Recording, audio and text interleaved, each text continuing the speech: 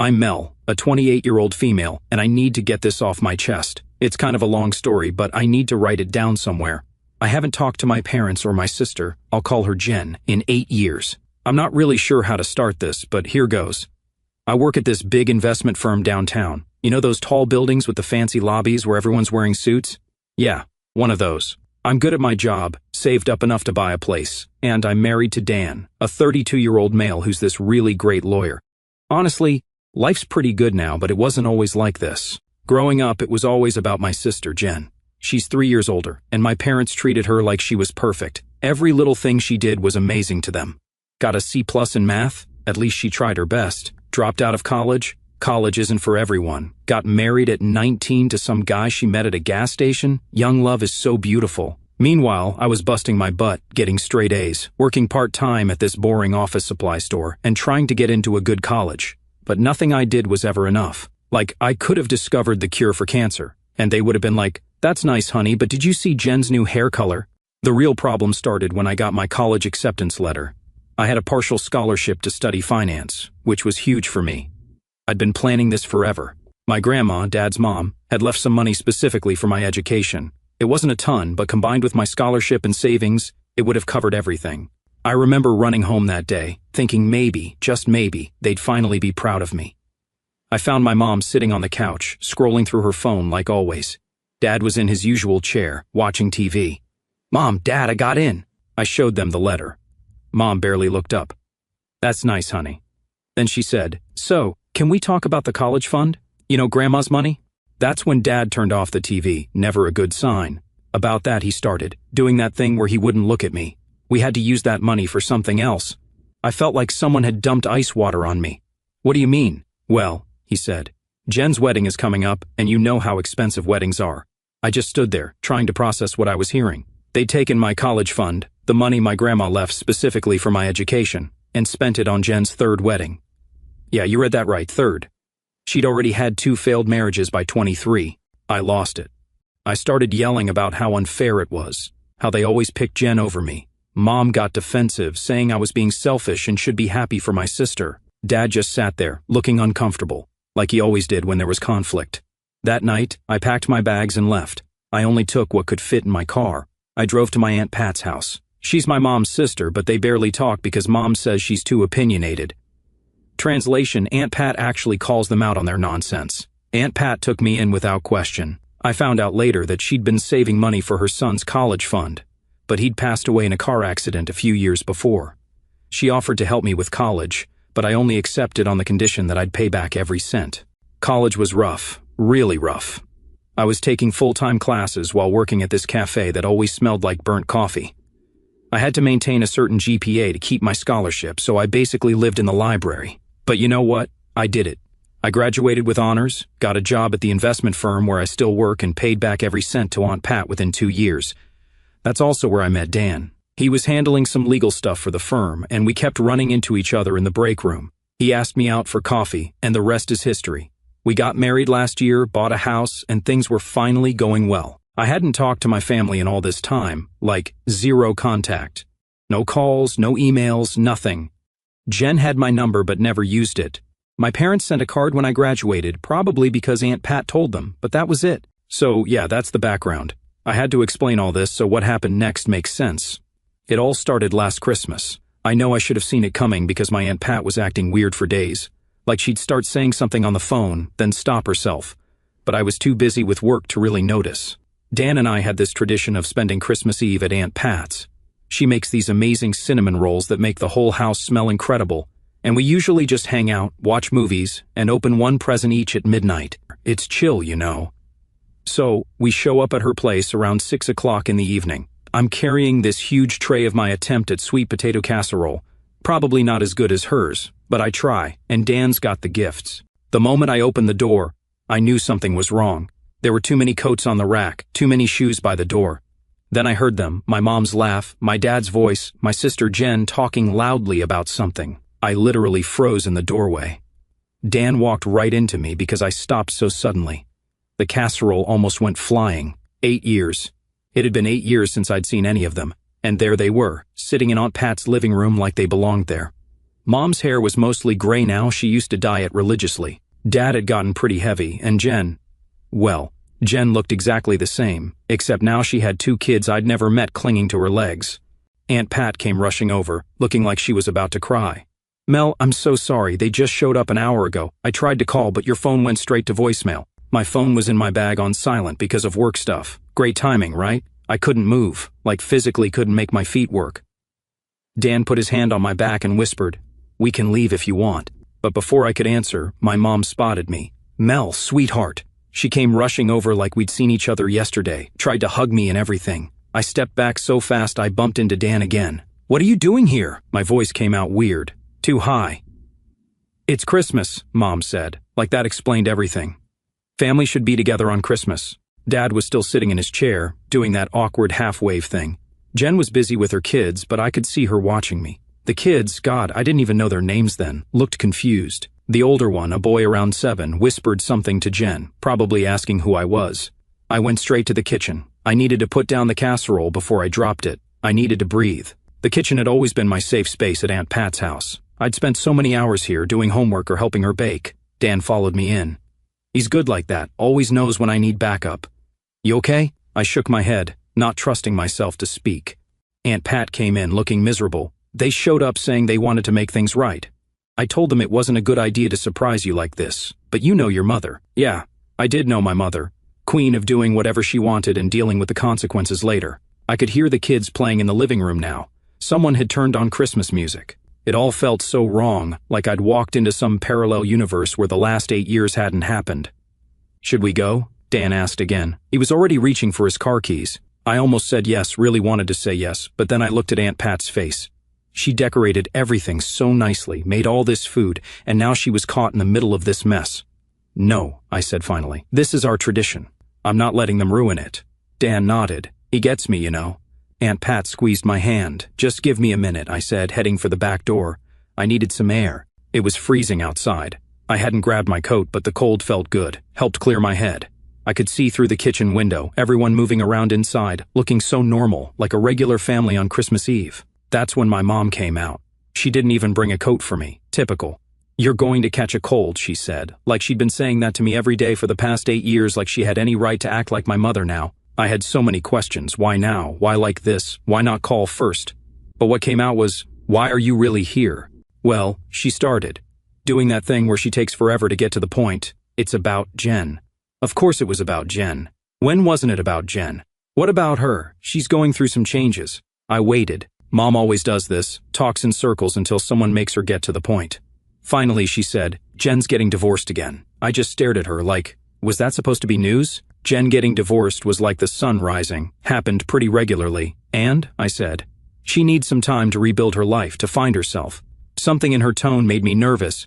"What does that have to do with me?" That's when Dad came out. Still no coat for me, by the way. He had this look on his face, the same one he had when he told me they'd spent my college fund.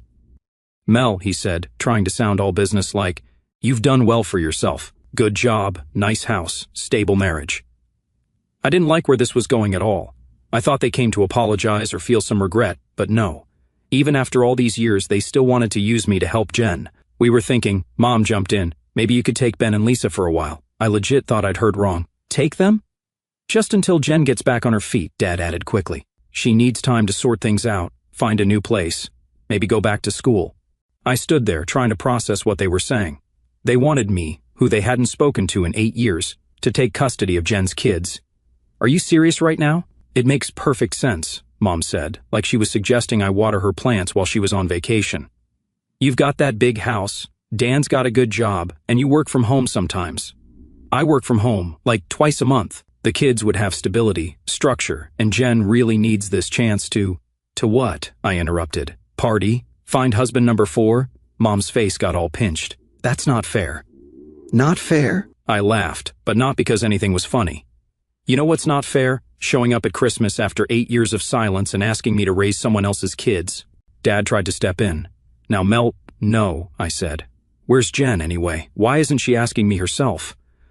Right on cue, Jen appeared in the doorway. She must have been listening the whole time. "There you are," she said, like we were all just hanging out. I was wondering where everyone went. The kids were with her, Ben looking sleepy, and Lisa clutching this stuffed rabbit that had seen better days. "These are your aunt and uncle," Jen told them, pointing at me and Dan, who'd quietly appeared behind me with my coat. Aunt Mel and Uncle Dan. The kids just stared at us. Can't blame them. "Ben's 7, Lisa's 5, Jen continued, like she was introducing her pets or something. "They're really good kids, super independent. Ben can even make his own breakfast." The way she said it, like that was a selling point, made my stomach hurt. A 7-year-old shouldn't have to make his own breakfast. Dan spoke up for the first time. "This seems like something that needs more discussion, maybe not on Christmas Eve." Bless him for trying to be diplomatic, but Jen wasn't having it. "What's there to discuss? You guys have everything. Big house, good jobs, no kids. It's perfect. I just need like 6 months, maybe a year tops." A year? I couldn't believe what I was hearing. "Well, yeah, got to get my life together, you know? Maybe travel a bit, figure out what I want." "What about their dad?" I asked. Jen waved her hand dismissively. "Oh, he's useless. Probably in Vegas or something." I had to ask which one. Dad number 1, 2, or 3? Mom gasped, "Mel." But Jen just laughed. "Number 2. Number 1 moved to Canada, and number 3, well, that marriage got annulled, so he doesn't count." I couldn't deal with this. I turned to go inside, but Jen grabbed my arm. "Come on, sis. Help me out here. I need this. I'm suffocating." I looked at her hand on my arm, looked at the kids, looked at my parents, who were watching this whole thing like it was going to work out just the way they planned. No. One simple word. It should have been the end of it. After that disaster of a Christmas Eve, I thought things would calm down, like maybe they'd get the message and leave us alone.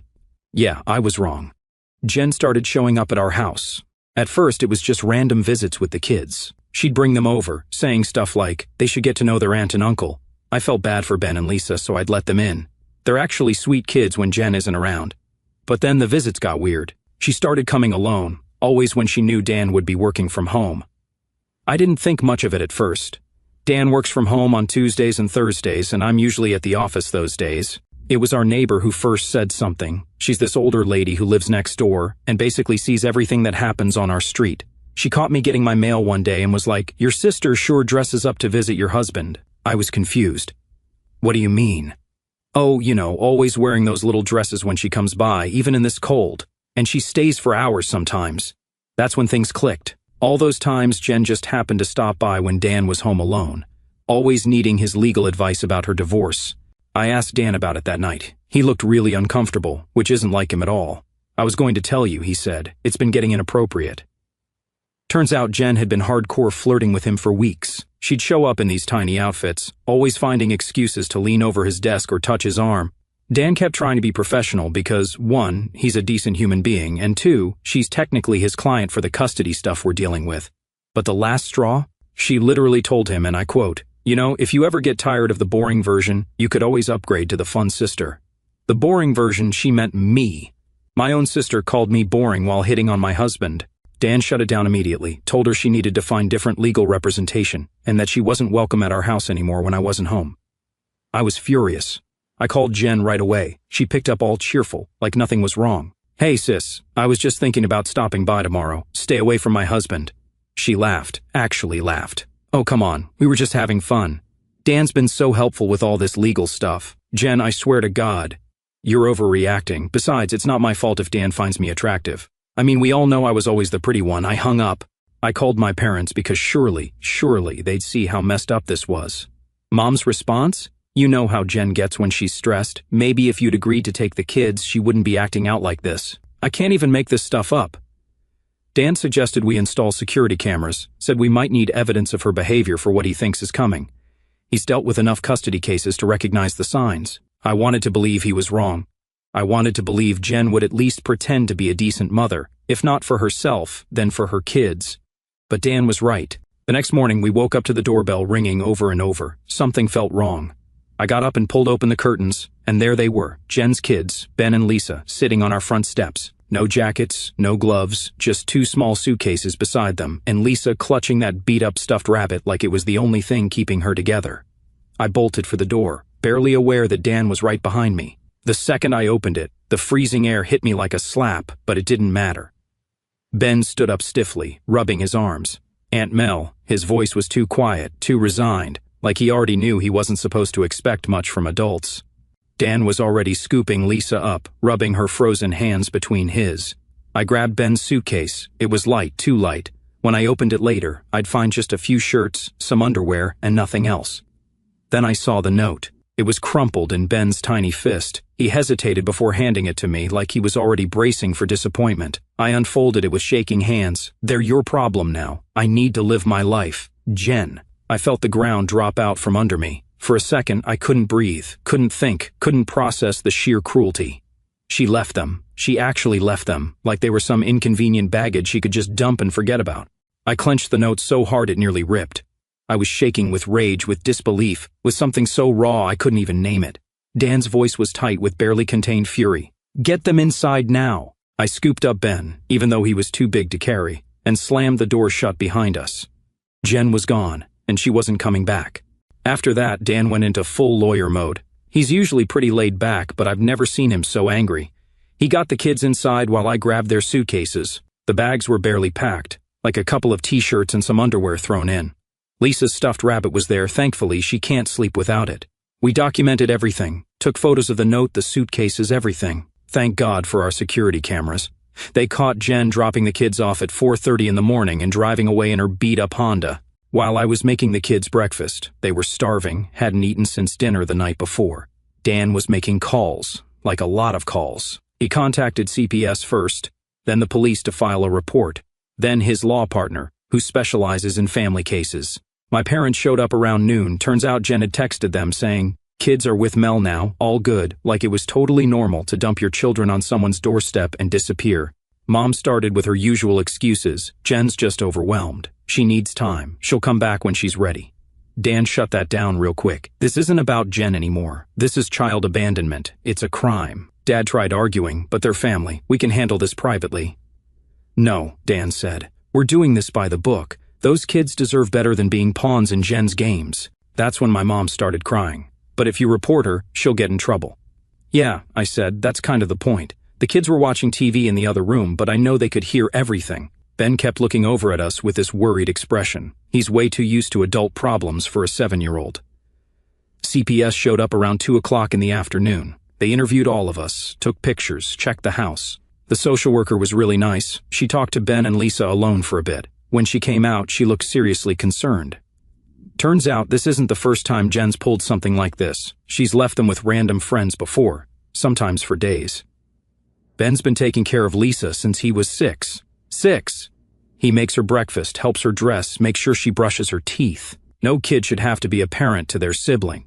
We tried tracking Jen down, called everyone we could think of. Finally, one of her friends cracked and told us Jen had bought a plane ticket to Las Vegas. She's apparently moving in with some guy she met online gaming. She didn't even tell her kids goodbye.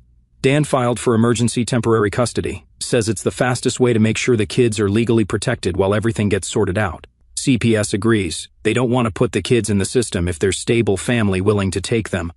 My parents keep calling, begging us not to ruin Jen's life. They don't get it. Jen ruined her own life. We're just making sure she can't ruin her kids' lives too. Right now, we're waiting on a court date. The kids are staying with us until then. Dan converted his home office into a temporary bedroom for them. He's amazing with them. Helped Ben with his math homework tonight, and read Lisa 3 bedtime stories until she finally fell asleep. I'm scared, not going to lie. We didn't plan on becoming parents like this, but looking at these kids sleeping on our couch, how could anyone just abandon them? The social worker's coming back tomorrow. She's still in Vegas, posting pictures of herself at pools and casinos like she didn't just abandon her kids. Meanwhile, things with my parents got even messier. CPS called a family meeting yesterday. We all sat down at this big table in Dan's office. The kids were with Aunt Pat, thank God, because what happened was rough. The social worker started explaining how the system works, talking about temporary guardianship and stuff. My parents kept nodding, like they were following along, until she got to the part about Jen potentially facing criminal charges. Mom lost it, started crying about how everyone makes mistakes and she's still their mother. Then the social worker dropped the bomb. Given the circumstances, we need to discuss permanent placement options. Mr. and Mrs. My parents' last name, as the maternal grandparents, you would be the first choice before we consider foster care. You should have seen their faces. Dad started stammering, "Oh no, we can't. We're too old. We don't have the space." Mom jumped in. "Besides, Mel and Dan have that big house. They're young. They have money." It was like watching history repeat itself. Same excuses, different situation. It reminded me of that day they told me they'd spent my college fund on Jen's wedding. Dan, bless him, wasn't having any of their excuses. Actually, he said, pulling out some papers, your house has 4 bedrooms. You recently took out a home equity loan to renovate your kitchen, so finances aren't the issue. And according to state law, as grandparents, you're legally obligated to be considered first for placement. My dad got all red in the face. Now see here, young man. No, you see here, Dan cut in. He never raises his voice, but man, when he uses his lawyer tone, people listen. Your daughter abandoned her children and threw them at us. She's in Vegas, spending money on hotels, while her 7-year-old son is acting as a parent to his 5-year-old sister. This isn't about what's convenient for you, it's about those kids. Mom tried again. But Mel, stop it, I said. All those old feelings from the college fund thing came rushing back. Stop trying to make me fix Jen's messes. You did this her whole life, cleaned up after her, made excuses, pushed her responsibilities onto me. Not anymore. Then the social worker cleared her throat. If you're unwilling to take custody, we'll need to document your refusal. This will be part of the court record, and if no relatives step up, the kids will enter the foster care system. That got their attention. See, my parents care a lot about what people think of them. It's why they spent so much on Jen's wedding. Had to keep up appearances. Document? Mom looked horrified. You mean this would be on record? Yes, the caseworker said calmly. It will be officially noted that you declined custody of your grandchildren. While it won't be publicly accessible, it will be part of the case file and legal record. Mom's face paled. So, people could find out if it comes up in court or an official inquiry? Yes, and if a family member chooses to share it, there's nothing stopping them. Mom's mouth opened and closed like a fish gasping for air. The next hour was wild. My parents tried everything, guilt trips, crying, even offering me money. Ironic, right? By the end of the meeting, my parents had signed temporary custody papers. They're picking up the kids tomorrow. The social worker is going to do weekly checks. Dan's made sure they can't just pass the kids back to Jen if she shows up. Everything has to go through the courts now. I feel weird about it. Like I know it's the right thing for the kids. They need stability. But watching my parents do the right thing only because they were forced to brings back a lot of old stuff. Ben asked me earlier if this meant he didn't have to be in charge of Lisa anymore. God, these kids deserve so much better. I don't know how things will move from now on. Remember how Jen was living it up in Vegas? Yeah, that didn't last long. Dan's law firm worked with local authorities to track her down. Turns out she was staying at some cheap motel off the strip with this guy she met gaming. Not the fancy resort she was posting pictures from. She was just hanging around the nice hotels, taking selfies, and pretending she was staying there. The cops showed up at her motel room on Tuesday morning. According to the report, she tried saying she was just taking a vacation and the kids were perfectly fine with their sister. The officers weren't impressed. They brought her back yesterday. Not going to lie, seeing her in handcuffs was weird. She didn't look like the confident sister who'd been hitting on my husband and demanding we raise her kids. She looked small, scared. The charges are pretty serious: child abandonment, child neglect from before she left them with us, child endangerment, and some other legal stuff I don't fully understand, but Dan says are bad. The DA's office interviewed Ben and Lisa last week. They're doing this thing called a forensic interview, where they talk to kids about abuse or neglect. Ben told them everything. How he's been taking care of Lisa since he was 6, how Jen would leave them alone for days, how they sometimes didn't have food in the house because she spent the money on herself. Lisa started crying during her interview when they asked about meals, said she was scared they'd have to go hungry again. I had to leave the room. My parents are freaking out. They keep trying to get Dan to make this go away. He flat out refused, told them if they try to interfere with the legal process, they could lose custody of the kids too. Mom tried the whole "but she's mentally ill" excuse. Yeah, no. Jen's not mentally ill, she's just selfish, always has been. They're doing a psych evaluation anyway as part of the case, but Dan says it's standard procedure. The gaming guy from Vegas? Turns out he had no idea Jen even had kids. She told him she was this rich, single girl looking for adventure. He actually contacted Dan's office when he found out the truth, wanting to help with the case. He sent screenshots of all their conversations, where she bragged about having no responsibilities and being totally free. Jen's not talking to any of us now. Her court-appointed lawyer told her to stay quiet, but she did send me this long text last night. You happy now? You finally got everyone to notice you instead of me. Bet you planned this whole thing. You were always jealous that Mom and Dad loved me more. Well, congrats. Hope you're satisfied now that you've ruined my life. I didn't respond. What's there to say? She abandoned her kids on my doorstep in the middle of winter. She did this to herself. They even searched her motel room. They found receipts for designer clothes and expensive restaurants. She had money, she just chose to spend it on herself instead of her kids. And yeah, it's been 6 months since everything went down with Jen. The court case finally wrapped up last week. Jen took a plea deal. She's getting 18 months in state prison with the possibility of parole after 12 months, plus 5 years of probation after release. She also lost all parental rights. The judge wasn't playing around, said something about how the systematic neglect and final abandonment showed a complete disregard for her children's well-being. My parents actually got their act together, which honestly surprised everyone.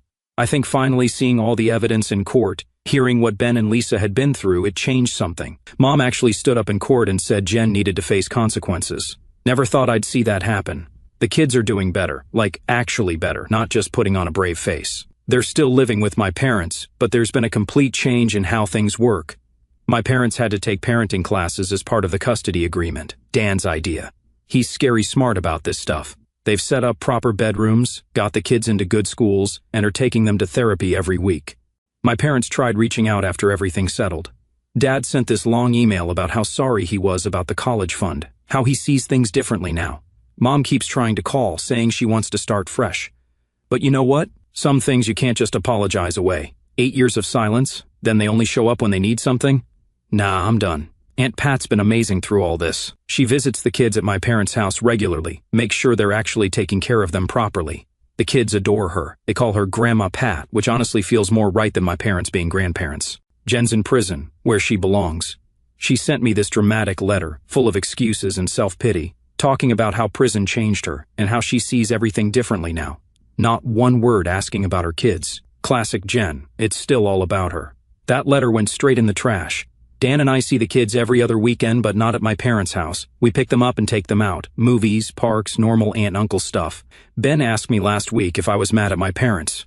I told him the truth, that grown-ups sometimes have complicated feelings about each other, but that doesn't change how much we love him and Lisa. People keep asking if I'll ever forgive my parents or Jen. Honestly, some things you can't come back from. Yeah, they're taking care of the kids now, but only because they were forced to. They haven't changed, they just ran out of options. So, here we are. The kids are safe. They have stability, even if it's not the perfect situation. As for my parents, we keep it strictly about the kids. No personal conversations, no unnecessary drama. Sometimes, distance is the healthiest choice. And as for me, well, life moves forward. Oh, and I found out that I'm pregnant, and Dan is over the moon.